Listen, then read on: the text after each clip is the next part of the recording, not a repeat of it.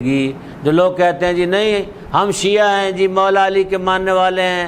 ہم امام علی علیہ السلام سے کہیں گے مولا ہم آپ کو مانتے رہیں، آپ جو ہے ہماری مدد کیجئے، ہماری شفاعت کیجئے، تو اللہ نے یہاں قرآن حکیم میں یہ راستہ بھی مسدود کر دیا ہے ان لوگوں کے لیے۔ پہلی بات تو یہ ہے کہ مولا امیر علیہ السلام بد کرداروں کی کیا ہے شفاعت نہیں کریں گے۔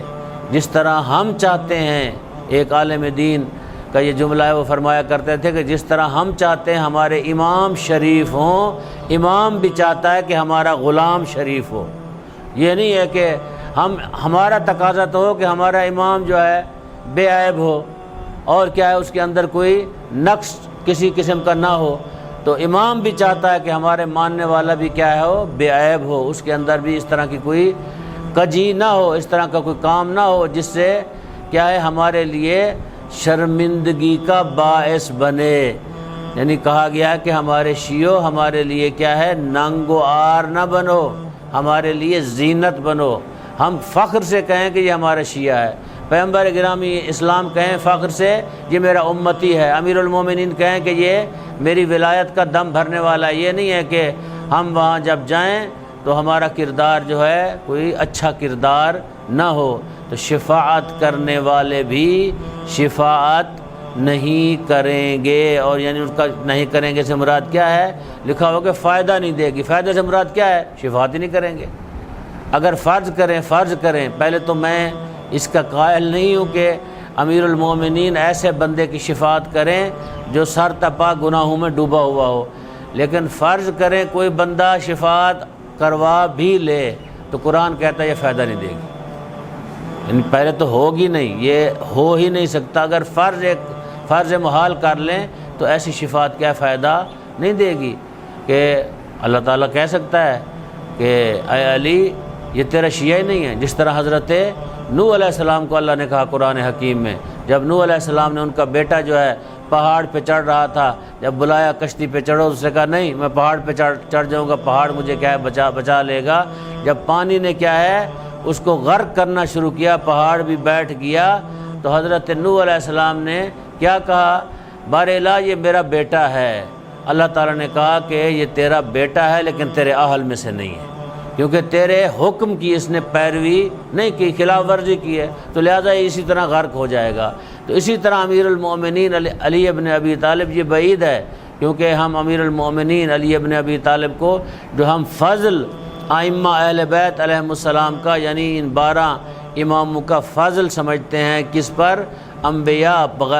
بجوز پیغمبر گرامی اسلام، یعنی حضرت محمد صلی اللہ علیہ وآلہ وسلم کے علاوہ جتنے انبیاء علیہم السلام ہیں، شیعوں کے نہ عقیدہ بلکہ ادلہ کے ساتھ ہم کہتے ہیں کہ فضیلت میں ائمہ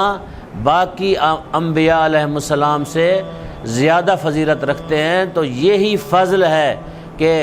انبیاء علیہم السلام اس طرح کی گفتگو اللہ سے کرتے تھے، لیکن امیر المومنین وہ شخصیت ہے جو اس طرح کی گفتگو اللہ تعالیٰ سے نہیں کرتی تھی، اور نہ ہی ایسے لوگوں کی امیر المومنین کیا ہے شفاعت کریں گے کہ جو امیر المومنین کو مانتا ہے اور امیر المومنین کی نہیں مانتا، امیر المومنین کی بات نہیں مانتا لیکن اپنے آپ کو شیعہ کہتا ہے، ایسے لوگوں کی حضرت جو ہے شفاعت نہیں کریں گے۔ تو اس طرح کی قرآن حکیم میں سینکڑوں مثالیں موجود ہیں کہ ہم دے سکتے ہیں کہ بعض انبیاء علیہ السلام نے سفارش کی لیکن وہ سفارش جو ہے کام نہ آئی، اس لیے کہ اللہ تعالیٰ نے ایک فیصلہ کر دیا کہ جو آپ کے ساتھ کھڑا ہوگا وہ ہمارا ہے، جو آپ کے ساتھ نہیں کھڑا ہوگا اس کا ہمارے ساتھ کیا ہے تعلق نہیں ہے، چاہے وہ آپ کا بیٹا ہو، بھائی ہو، خاندان کا کوئی بندہ ہو۔ جو بندہ آپ کے ساتھ کھڑا ہو جائے گا انبیاء علیہ السلام سے، اللہ تعالیٰ نے کہا وہ اس کا تعلق میرے ساتھ ہے، جو آپ کے ساتھ نہیں کھڑا ہوگا اس کا تعلق کیا ہے میرے ساتھ نہیں ہے۔ تو امیر المومنین کے بارے میں تو یہ ہے کہ امیر المومنین علی ابن ابی طالب نے خالق کائنات سے یہ وعدہ فرمایا کہ بار الہ جو تیری اطاعت نہیں کرے گا، جو تیرا بندہ نہیں ہوگا، مجھے مانے گا، میرا اس سے کوئی تعلق نہیں۔ اللہ تعالیٰ نے بھی کہا کہ جو تیری ولایت کا اقرار نہیں کرے گا اور میری عبادت کرے گا اس کا بھی میرے ساتھ تعلق نہیں ہے۔ تو امیر المومنین کے لیے اس سے بڑا فضل اور بڑی فضیلت کیا ہے کہ خود خالق کہہ دے کہ میری عبادت کرنے والا ہو، روزہ رکھنے والا ہو، نمازیں پڑھنے والا ہو، حج کرنے والا ہو، صفا مروہ میں سعی کرنے والا ہو، طواف کرنے والا ہو، اور وہیں مر جائے، زکوٰۃ دینے والا ہو، احد پہاڑ کے برابر زکوٰۃ دینے والا ہو، اگر وہیں وہ قتل کیا جائے، مارا جائے، تو تیری ولایت اگر اس کے پاس نہیں ہے تو اس کا تعلق میرے ساتھ نہیں ہے۔ تو اللہ تعالیٰ نے جب یہ کہا تو حضرت نے بھی اللہ تعالیٰ کی بارگاہ میں عرض کیا، بار الہ پھر جو میری ولایت کا اقرار کرے گا، تیری توحید کا اقرار نہیں کرے گا، اس کا میرے ساتھ بھی تعلق نہیں ہوگا۔ جیسے آج کل لوگ نعوذ باللہ من ذالک امیر المومنین کو اللہ یا کیا ہے رب یا کیا ہے خدا سمجھتے ہیں، ایسے لوگ جو ہیں میں اکثر کہا کرتا ہوں کہ وہ جاہل ہیں، لا علم ہیں، نہیں جانتے، ان کی تربیت کرنی چاہیے، ان کو سمجھانا چاہیے۔ امیر المومنین کامل ترین بندہ خدا تھے، اکمل ترین بندہ خدا تھے، بعد از مصطفیٰ علی ابن ابی طالب ایک کامل انسان تھا، اللہ کا بندہ تھا، اللہ کا عابد تھا، اللہ کی عبادت کرنے والا تھا۔ تو آنے والے جو دن ہیں یعنی کل والا دن جو ہے 28 صفر کا دن ہے، اس 28 صفر میں امام حسن مجتبیٰ اور سرکار رسالت مآب صلی اللہ علیہ وآلہ وسلم کی شہادت، ایک روایت کے مطابق حضرت بھی شہید ہیں، پیغمبر اسلام بھی، اور امام حسن مجتبیٰ تو شہید ہیں، زہر سے ان کو شہید کیا گیا۔ رسالت مآب کے بارے میں ہے کہ کسی یہودیہ عورت نے ان کو بکرے کی ران کے اندر زہر ملا کے دی تھی، اس کا اثر جو ہے بعد میں ہوا۔ اور ایک اور روایت بھی ہے کہ کسی دوائی کے اندر کسی نے زہر ملا کے حضرت کو دی تو حضرت جو ہے اس کے اثر سے کیا ہے دنیا سے چلے گئے۔ تو 28 صفر آنے والا دن بہت بڑا غم کا دن ہے، اور وہ شخصیت جس کے وجود سے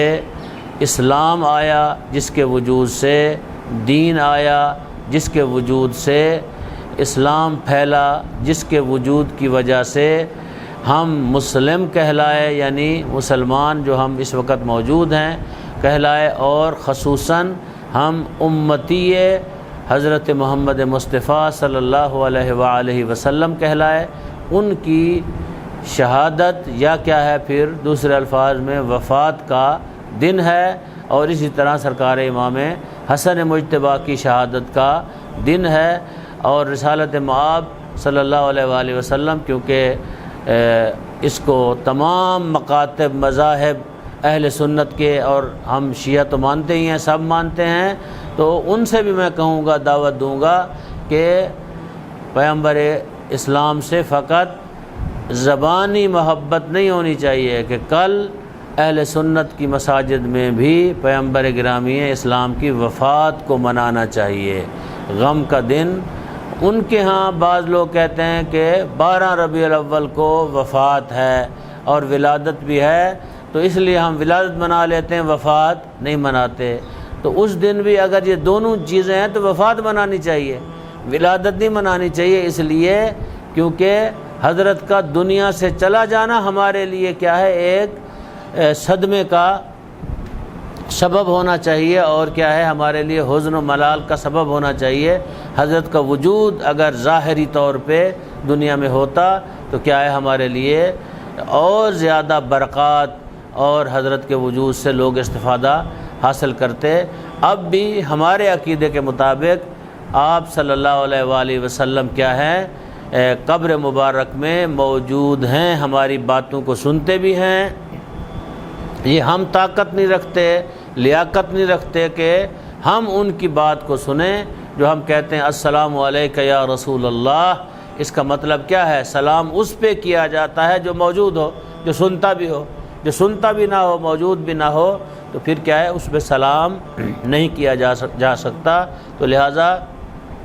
ہمارے نظریے کے مطابق اور بعض اہل سنت کے مکاتب بھی اس کو مانتے ہیں کہ پیغمبر اسلام صلی اللہ علیہ وآلہ وسلم اب بھی کیا ہیں ہم سے وہ جدا ہو گئے ہیں، لیکن اب کیا ہے اللہ کی بارگاہ میں موجود ہیں۔ صلی اللہ علیہ محمد۔